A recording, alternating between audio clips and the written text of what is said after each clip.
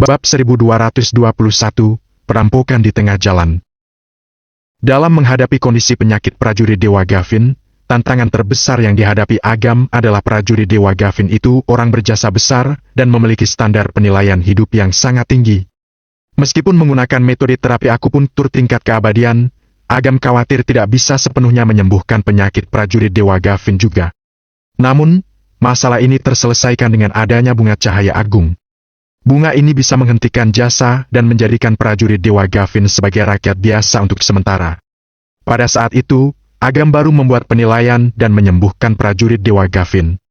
Tingkat keberhasilannya akan jauh lebih tinggi.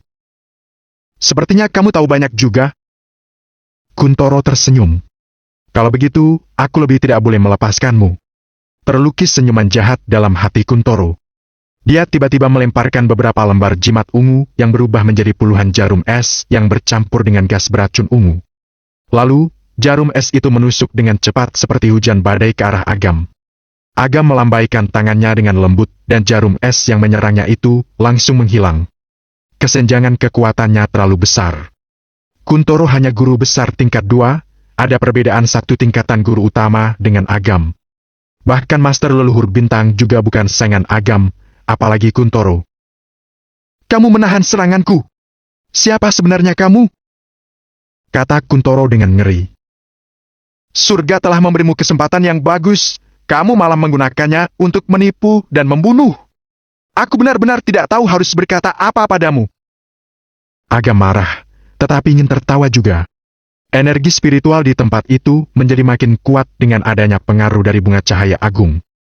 Kuntoro sudah tinggal di tempat ini selama puluhan tahun, tetapi dia masih hanya guru besar tingkat 2. Terus terang saja, orang sebodoh apapun akan berubah menjadi iblis jika berada di sana selama puluhan tahun. Agam juga berhenti berbicara omong kosong. Saat dia melambaikan tangan, bunga itu terlepas dari pot tanaman dan melayang di udara. Kamu merebut hartaku, aku akan bertarung denganmu. Ekspresi wajah Kuntoro menjadi ganas dan matanya merah. Dia berteriak histeris, berbalik, dan melarikan diri. Melarikan diri. Benar. Kuntoro melarikan diri. Kuntoro adalah seorang penipu. Penipu yang berpengalaman. Kuntoro sangat mengerti prinsip. Selama ada bukit, tak perlu khawatir tak ada kayu bakar. Kenapa tidak melarikan diri saja jika tidak bisa menang? Agam merasa lucu. Namun, Kuntoro ini bukan orang yang baik. Dosanya sangat besar. Jika Kuntoro melarikan diri, dia pasti akan mencelakai banyak orang lagi. Saat Agam hendak menyerang, langit menjadi gelap seolah-olah ditutupi kabut hitam di depan dan menjadi buta untuk sementara. Agam mengerutkan alisnya.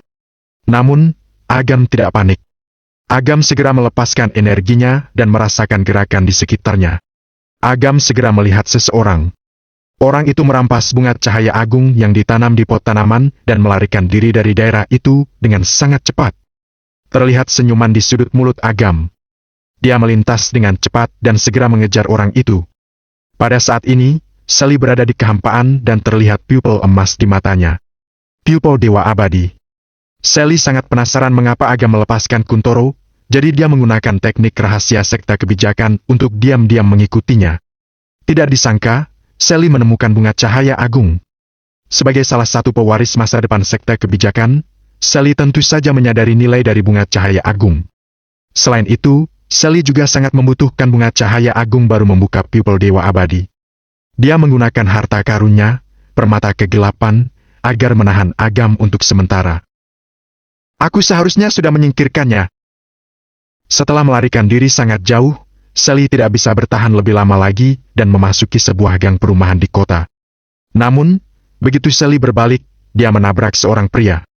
Tubuh Seli bergetar dan sekujur tubuhnya merinding. Dia tiba-tiba mundur beberapa langkah dan menyadari dia sudah mundur sejauh beberapa meter. Tubuhnya ditahan oleh sebuah energi dan tidak bisa bergerak. Seli menenangkan pikirannya dan melihat penampilan pria yang berada di depannya, lalu tercengang. Kenapa kamu bisa begitu cepat kemari? Seli menggunakan harta karunnya. Harta karun? Bisa membebaskan dirinya dengan begitu mudah? Agam tidak menjawab tetapi mengulurkan tangannya. Seli terkejut dan segera menyembunyikan pot tanaman itu di belakangnya. Dia menatap Agam dengan hati-hati dan berkata, "Bunga cahaya agung ini milikku. Aku tidak akan pernah memberikannya padamu." Agam mengerutkan alisnya dan berkata, "Sally, kita sudah beberapa kali bekerja sama dan aku kira kita berteman. Apa pantas kamu merampok barangku?" Agam masih belum menemukan cara lain untuk mengobati prajurit Dewa Gavin saat ini. Bunga cahaya agung adalah satu-satunya harapan. Bunga itu tidak boleh dirampok. Mata Sally menoleh dan berkata dengan nada dingin, "Kamu ini sangat aneh. Jelas-jelas kamu yang menghalangi jalan dan merampok, kenapa malah memfitnahku?" Agam terkejut. Sally melanjutkan, "Apa bunga cahaya agung ini milikmu? Bunga ini milik si penipu itu, Kuntoro. Bunga ini tidak ada pemiliknya sejak meninggalkan tangannya, dia menjadi milik siapapun yang mendapatkannya. Aku yang mendapatkannya dulu, jadi kamu yang mau merebut barangku." Agam bingung. Sungguh tak terduga, gadis ini memiliki kecerdasan dan kefasihan seperti ini. Jika dipikirkan baik-baik, sepertinya memang ini kenyataannya. "Baik, apa yang kamu katakan masuk akal?" Agam menggelengkan kepalanya tak berdaya. "Untung kamu mengakuinya." Sally diam-diam menghela napas lega. Dia berpikir orang ini menyebalkan, tetapi sepertinya dia cukup masuk akal juga. "Aku memang mengakuinya, tapi aku tidak berniat untuk berbicara dengan logika," kata Agam sambil tersenyum. "Apa kamu ingin merampoknya?" Sally sangat marah. Dia masih memujinya di dalam hati tadi, tetapi dia langsung menunjukkan sifat aslinya. "Kamu boleh menganggapnya begitu." Nyawa orang dipertaruhkan, jadi Agam memilih untuk melawan. "Baiklah, kamu ingin merampokku? Akan kulayani sampai akhir." Sally menarik napas dalam-dalam, dadanya naik turun dengan cepat, dan cahaya emas di mata makin intens.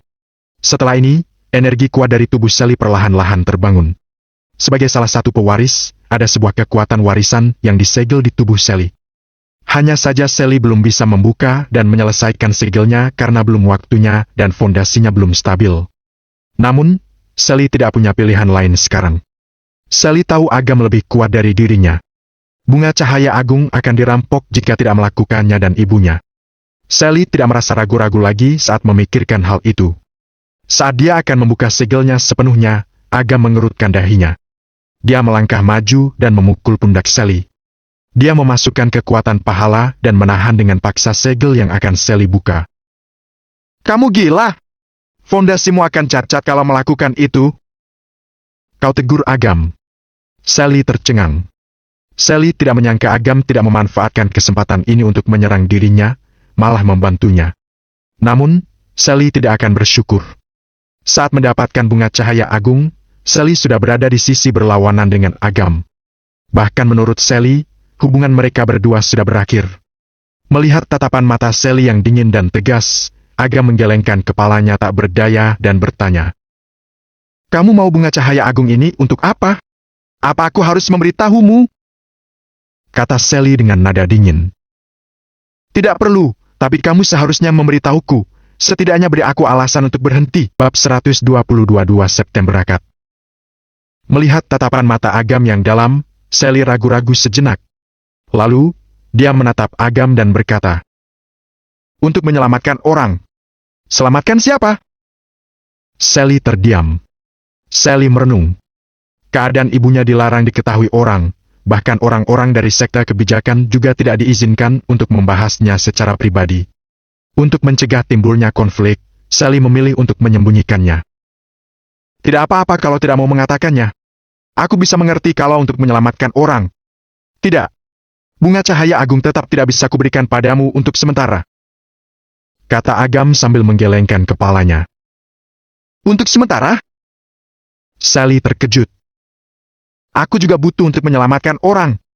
Tapi, kamu jangan khawatir, caraku tidak akan merusak kualitas bunga cahaya agung. Jadi, berikan padaku dulu untuk sementara, aku akan mengembalikannya setelah selesai. Kenapa aku harus percaya padamu?" kata Sally sambil tersenyum. "Apa kamu murid Universitas Surapan? Apa ada hubungannya? Aku seorang guru, tidak akan membohongi murid." Sally tercengang. Alasan seperti apa ini? Namun, Sally merenung setelah melihat tatapan mata Agam yang tersenyum. Sally tahu kekuatan Agam sangat hebat. Asalkan Agam mau, dia bisa merebutnya dengan paksa dan tidak usah berbicara omong kosong dengan Sally. Apa kamu sudah mempertimbangkannya baik-baik? Tanya Agam sambil tersenyum. Kamu ulangi apa yang kamu katakan tadi. Berikan bunga cahaya agung padaku untuk sementara dan aku akan mengembalikannya padamu. Apa kalimat ini? Tanya Agam dengan bingung. Ralat, pinjamkan padamu. Kata Sally dengan serius. Agam terdiam dan bingung. Dia menggelengkan kepalanya dan berkata, baik, pinjamkan padaku untuk sementara. Bagaimana? Boleh. Sally memberikan pot tanaman itu.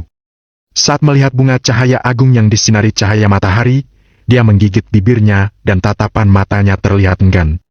Namun, Sally tetap menyerahkan pot tanaman itu pada Agam. Agam memandang bunga cahaya agung dengan hati-hati. Dari sudut matanya, Agam melihat Sally menatap dirinya dengan gugup, seolah-olah dia akan tiba-tiba melarikan diri. Agam melambaikan tangannya dan sebuah jubah hitam bersinar di tubuh Sally. Benda ini adalah harta karun, bukan? Demi mendapat bunga cahaya agung, harta karun dan nyawa juga tidak mau. Aku bisa melihat bunga ini sangat penting bagimu.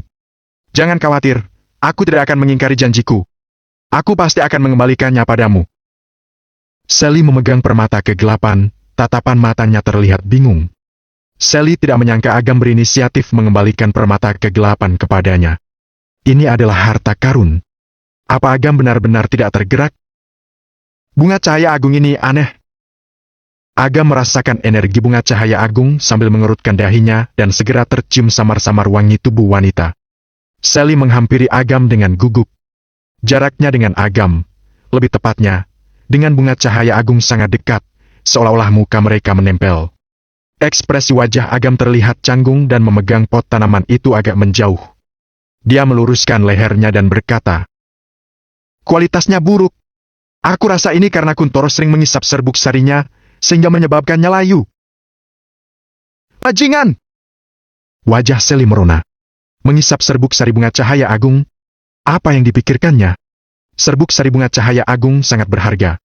Bukannya lebih bagus menggunakan serbuk sarinya untuk menyempurnakan pil? Malah langsung mengisapnya. Itu namanya menyia-nyiakan benda surgawi. Apa itu akan memengaruhi efeknya? Menurutmu? Sally terdiam. Sally menggertakkan giginya. Dia sangat ingin memotong Kuntoro sampai berkeping-keping. Kamu tidak usah khawatir juga. Aku ada cara untuk memperbaikinya. Apa caranya? Ada energi naga di bawah Bukit Barat.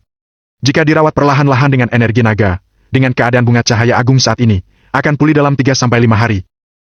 Sally tidak berbicara, malah menatap Agam. Tatapan mata Sally seolah-olah bertanya kenapa dia harus percaya dengan Agam. Aku punya kediaman kecil di sana. Kalau tidak keberatan, kamu bisa pindah dari sekolah ke tempatku untuk sementara agar kamu bisa menjaga bunga cahaya agung di sana. Bagaimana?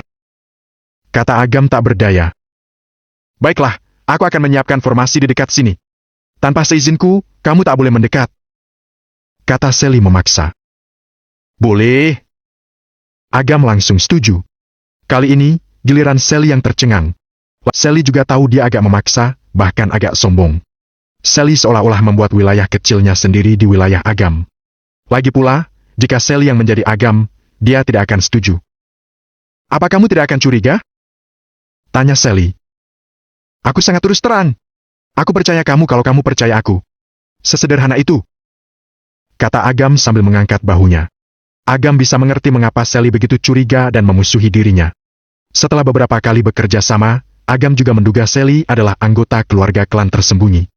Terlahir di lingkungan keluarga klan tersembunyi. Jika tidak waspada, Sally tidak akan hidup melewati usia 18 tahun. Setelah Agam dan Sally sepakat, mereka kembali ke sarang Kuntoro. Kuntoro sudah lama menyelinap pergi. Namun, Kuntoro pergi terburu-buru dan hanya mengambil beberapa barang yang terlihat sepertinya berharga. Setelah melakukan pencarian yang intensif, Agam dan Sally sama-sama menjadi diam. Kuntoro ini benar-benar bodoh. Kuntoro membawa pergi beberapa ginseng berusia 1000 tahun dan Ganoderma berusia 10.000 tahun. Dia mengira barang ini sangat berharga, tetapi dia tidak tahu benda itu adalah benda termurah di sini. Setelah menghabiskan waktu setengah hari, Agam dan Sally berhasil memindahkan semua barang yang bisa dipindahkan, hanya meninggalkan beberapa bibit kecil di tempat itu. Sebelum pergi, Agam mengubah penghalang tempat itu untuk mencegah Kuntoro kembali. Tidak lama setelah Agam dan Sally pergi, di tengah malam, ada seseorang yang muncul di sekitar tempat itu. Dia mencoba membuka penghalang, tetapi sudah setengah hari pun penghalang tidak bergerak. Di bawah langit malam yang gelap, terdengar jeritan marah yang penuh kekesalan. Wajah Kuntoro terlihat mengerikan, dia hampir saja memuntahkan darah. Harta karunnya hilang dan tempat yang berharga itu juga disegel. Sekarang Kuntoro kembali ke keadaan seperti sebelum pembebasan. Jangan kira kamu hebat, aku jadi tidak berdaya melawanmu. Aku akan ingat kamu. Kamu tunggu saja. Gumam Kuntoro dengan kejam. Meskipun harta karunnya hilang dan tidak bisa berpura-pura lagi kelak, untungnya, dia sudah mengumpulkan banyak koneksi selama puluhan tahun terakhir. Di antara koneksinya, ada master leluhur bintang. Kuntoro tidak percaya. Dia tidak percaya tidak bisa membereskan seorang pemuda yang tidak terkenal. Villa di Bukit Barat. Sally datang ke Bukit Barat lagi dan menyadari seluruh kompleks telah benar-benar berubah. Benar-benar berubah menjadi tanah yang diberkati. Mengingat kembali kemampuan Agam, Sally menjadi makin penasaran dengan Agam. Prasangka buruk pada Agam sebelumnya sepertinya perlahan-lahan menghilang juga. Agam menatap gadis di sampingnya dan merasa sangat tidak berdaya. Sudah larut malam. Agam awalnya berniat agar Sally pindah ke sini besok. Namun, Sally bersikeras untuk datang, sepertinya takut Agam akan melarikan diri dengan bunga itu. Untungnya, villa itu telah penuh dibersihkan. Perabotan, alas tidur, sikat gigi, bahkan pakaian ganti sudah disiapkan. Sangat perhatian. Terlihat sudah bisa langsung dihuni.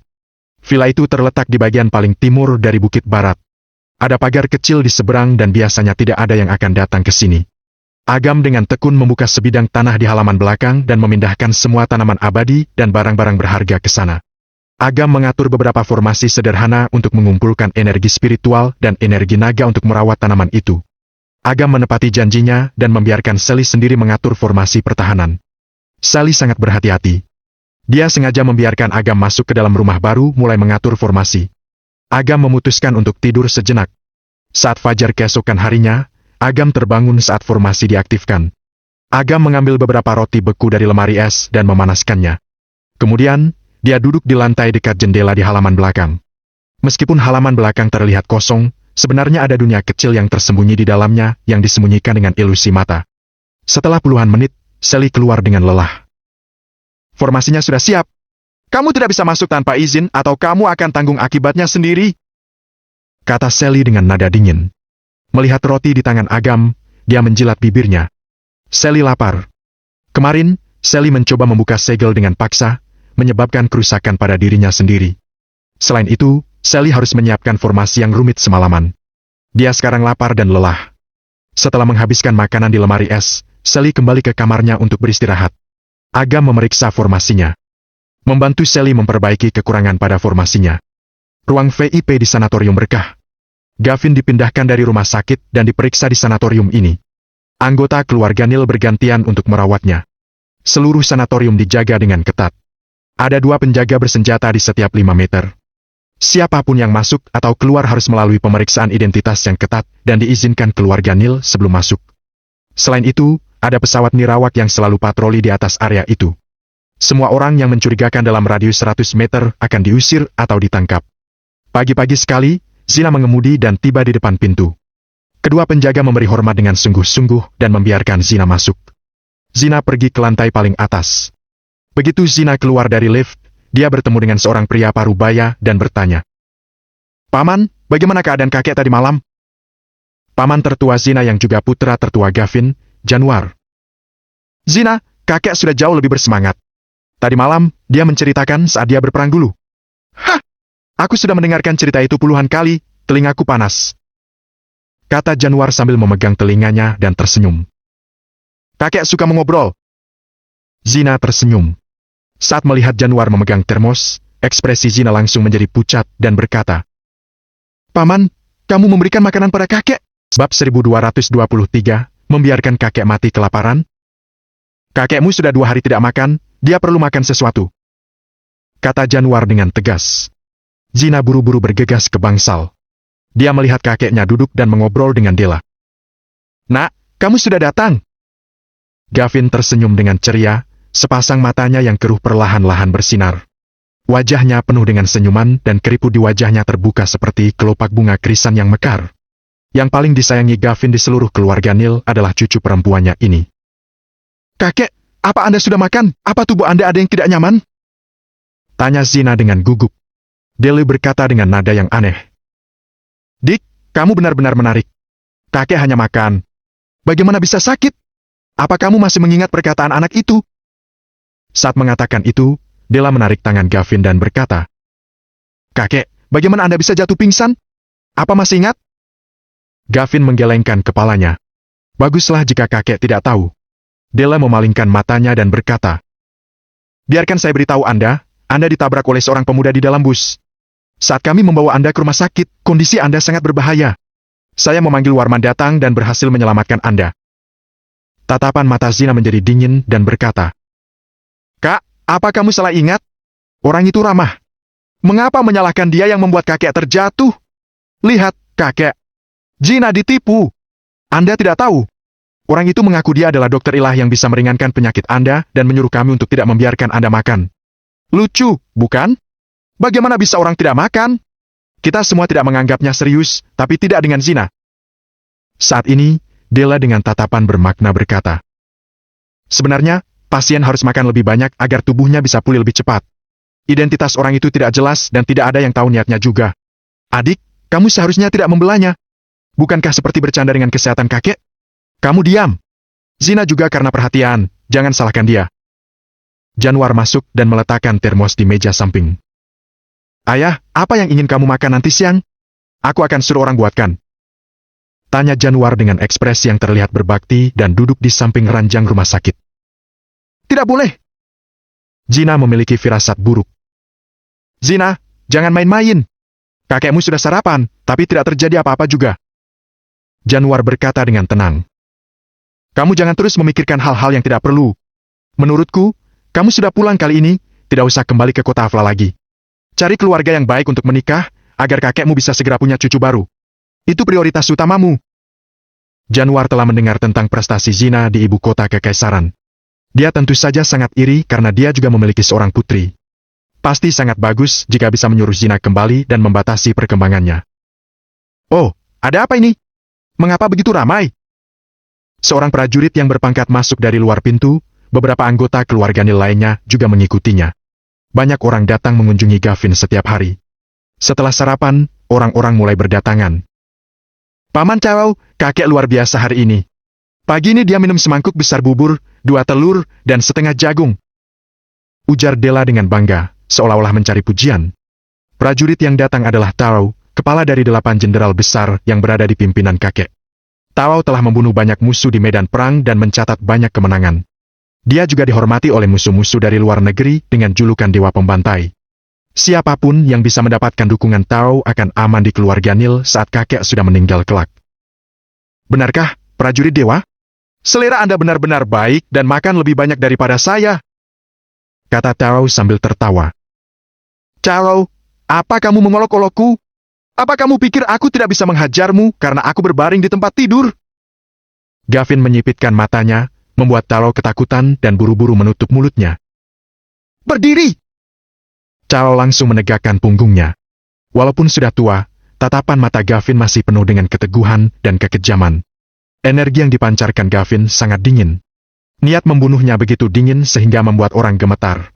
Di seluruh dunia, hanya prajurit dewa Gavin yang bisa membuat Tao mematuhi perintah. Tao, ceritakan padaku situasi di perbatasan belakangan ini. Kata Gavin dengan tenang. Prajurit dewa, apa tubuh Anda baik-baik saja? Tanya Tao dengan gugup. Katakan. Suara Gavin tidak keras, tetapi memancarkan emosi yang tidak bisa dibantah. Januar sangat bijaksana. Dia bahkan mengusir orang keluar dari bangsal. Di luar bangsal, Januar mengobrol dengan anggota keluarga Nil lainnya. Saat berbicara tentang makan siang Gavin, dia berkata kepada istrinya, Rebecca. Buatkan sup ikan hitam nanti siang. Ayah suka memakannya. Paman, aku lihat wajah kakek agak merah. Haruskah kita berhenti dan mengamati dulu? Kata Zina dengan cemas. Wajahnya merah berarti kondisinya baik dan telah pulih dengan baik. Apa yang aneh? Kata Januar dengan tidak puas. Tapi, Zina, apa maksudmu? Apa yang salah menyiapkan makanan untuk ayah? Apa kita putra-putrinya harus lihat ayah mati kelaparan di ranjang rumah sakit? Cibir Webika. Gavin tidak ada di sana, jadi Webika tidak perlu khawatir tentang apapun juga. Bibi, bukan itu maksudku. Zina menganggap mereka adalah keluarga, jadi menahan keangkuhannya. Dia ingin menjelaskan maksudnya, tetapi Della menyelanya. Adik, aku mengerti maksudmu. Bukankah kamu hanya ingin pamer? Apa hatimu tidak tenang melihat hubungan kakek dan kita sekeluarga membaik? Kak, jangan berbicara yang tidak masuk akal. Kamu tahu bukan itu maksudku, kata Zina. Tidak masuk akal? Aku bisa mengerti perasaanmu, tapi kamu juga harus melihat situasinya. Tubuh kakek sedang pemulihan, mulai pulih. Kenapa kamu membuat keributan? Apa kamu lebih mengerti ilmu kedokteran daripada Warman? Kamu masih percaya dengan orang rendahan itu? Della mencibir dan banyak anggota keluarga Neil yang berada di sana juga ikut mengejek Zina. Mereka juga tahu tentang masalah di rumah sakit waktu itu. Apa perkataan seorang pemuda berusia 20-an bisa akurat? Zina, kamu juga sudah tidak muda, jadi sudah seharusnya lebih dewasa juga. Kamu tidak usah urus hal ini lagi. Kamu adalah cucu kesayangan ayah, jadi tidak akan kekurangan apapun kelak.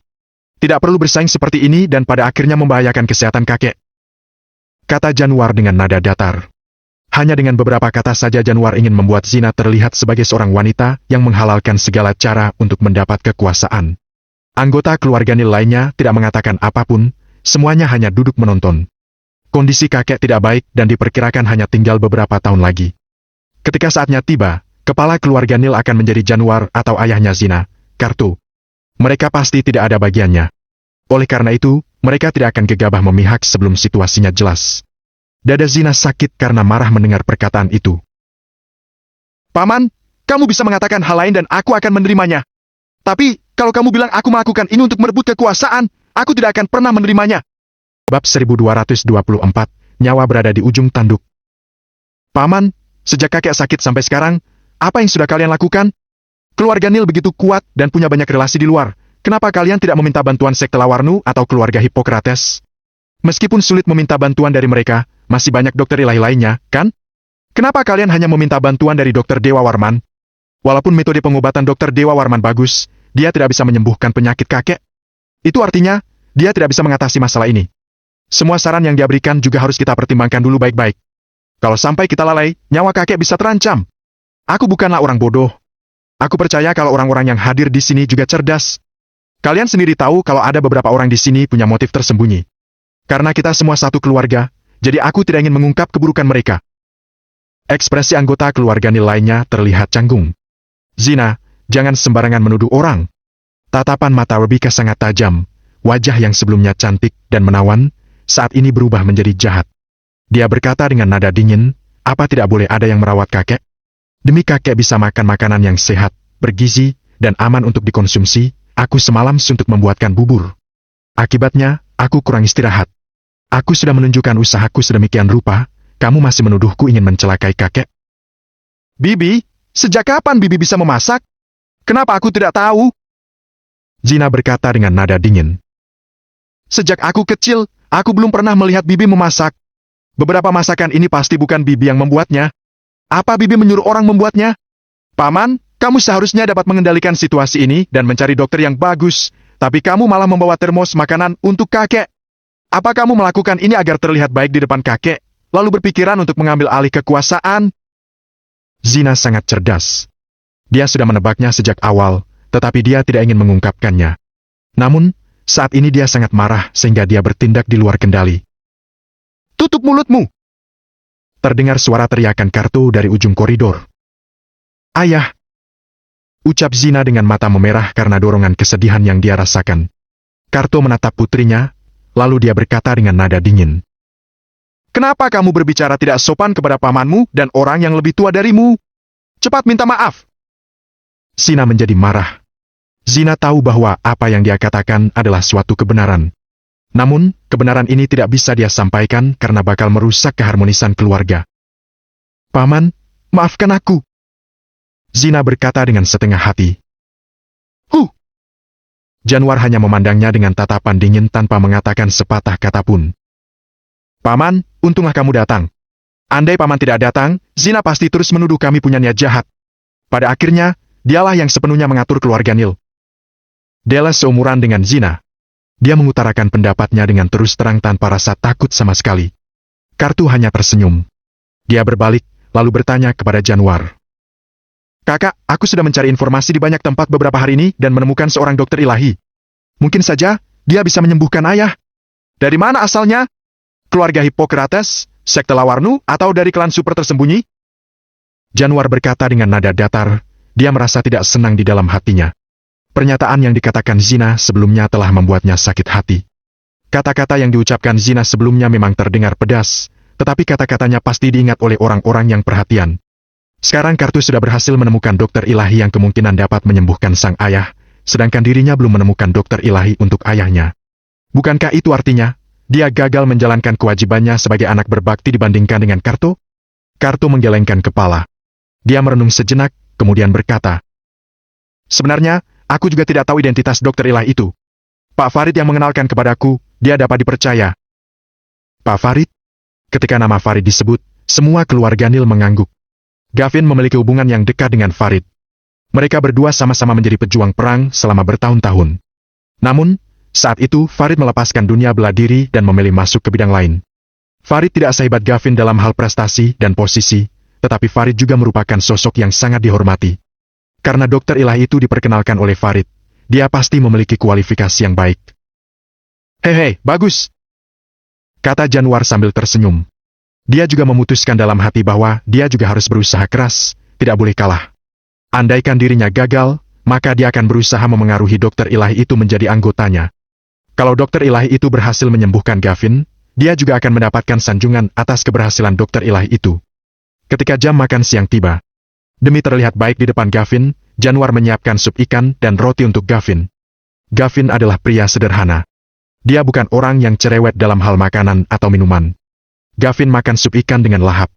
Kelihatannya, dia memiliki nafsu makan yang bagus. Januar, Rebecca, dan yang lainnya menjadi senang melihatnya. "Zina, lihatlah betapa nikmatnya kakekmu makan." Januar tertawa. Zina merasa dipermalukan di hadapan keluarga Nil. Zina terdiam. Gavin makan ronde kedua. Kakeknya terlihat sehat. Apa dia salah? Dia juga mengakui tidak ada masalah pada kondisi kakeknya. Selama kakeknya sehat, Zina tidak peduli orang lain mempermalukan dirinya. Tiba-tiba, terdengar suara arangan Gavin di ranjang. Gavin memiringkan tubuhnya ke samping, tetapi dia jatuh dengan posisi kepala terlebih dahulu. "Kakek! Pak Gavin! Ayah!" Kejadian yang tiba-tiba dan mengejutkan itu membuat semua orang ketakutan. Tao cepat-cepat membantu Gavin berdiri dan semua orang mengelilinginya. Tubuh Gavin gemetar dengan kuat, kedua matanya yang buram melotot, pembuluh darah di bagian lehernya menonjol, dan darah terus mengalir dari hidungnya. Saat melihat kondisi Gavin ini, Della terkejut dan berteriak. Semua orang merasa tidak tahu harus berbuat apa. Semua metode untuk menyembuhkan Gavin sudah mereka coba, tetapi kondisi Gavin makin lama makin memburuk. Hal ini menyebabkan mereka merasa khawatir dan takut. Ini adalah situasi yang gawat. "Cepat! Cepat panggil Warman!" Januar berteriak penuh kemarahan. Tubuh Zina terdorong keluar. Wajahnya memucat dan tidak berdaya. Belum pernah dia bingung seperti sekarang. Tiba-tiba, dia teringat seseorang. Dia segera menelpon Vero dan meminta nomor kontak Agam. Setelah mendapat nomor kontak Agam, Zina menelpon Agam. "Kamu di mana? Apa kamu punya cara menyelamatkan kakekku?" Tanya Zina sambil melihat baju kakeknya sudah bersimbah darah. Dia merasa panik sampai ingin menangis. "Kalian beri dia makan apa? Kakekku paginya makan bubur dan telur, lalu siangnya kakekku makan sup ikan dan roti." "Baiklah, aku paham. Tenangkan dirimu dulu. Jangan berikan dia makanan atau minuman, termasuk air. Aku segera ke rumah sakit." "Baiklah," kata Zina. Saat Zina baru saja menutup telepon, dia melihat Della sedang menuangkan obat ke dalam gelas dan berniat memberikannya kepada Gavin. "Jangan berikan minum apapun kepada kakek sekarang." Zina buru-buru menghalangi. "Mau sampai kapan kamu terus berulah? Ini obat. Siapa yang bilang tidak boleh?" kata Januar dengan marah. "Jangan bilang kalau pria miskin itu yang melarang kakekmu minum obat," kata Della mencibir. Larangan yang dilontarkan Zina telah memancing kemarahan mereka. Mereka menatap Zina dengan tatapan geram. Gavin dilarang minum obat. Ini jelas-jelas ingin mencelakai Gavin. Januar membuka mulut Gavin, sedangkan Della menuangkan obat ke dalam mulut Gavin. Setelah minum obat, napas Gavin perlahan-lahan mulai tenang. "Berhasil! Januar, kamu berhasil!" Semua orang bernapas lega. Namun, sedetik kemudian Gavin merasa ada gejolak di tenggorokannya. Darah segar menyembur dari mulutnya, Lalu dia jatuh pingsan. Semua orang yang ada di dalam kamar terdiam sesaat. Wajah mereka tampak sangat ketakutan.